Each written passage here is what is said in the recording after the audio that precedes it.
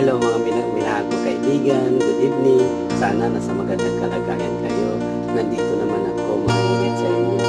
Magdasal tayo ha. Maraming salamat sa ngalan sa Ama at sa Anak at sa Espiritu Santo. Amen. Panginoon kong Hesukristo, makapangyarihan sa lahat. Tulungan mo po kami sa mga problema namin, lalo na sa mga kaibigan ko at yung nakikita sa video na to. Bigyan mo sila ng biyaya at mabuting kalagayan at sa mga oras, sa mga minuto na sana gabayan mo kami lagi.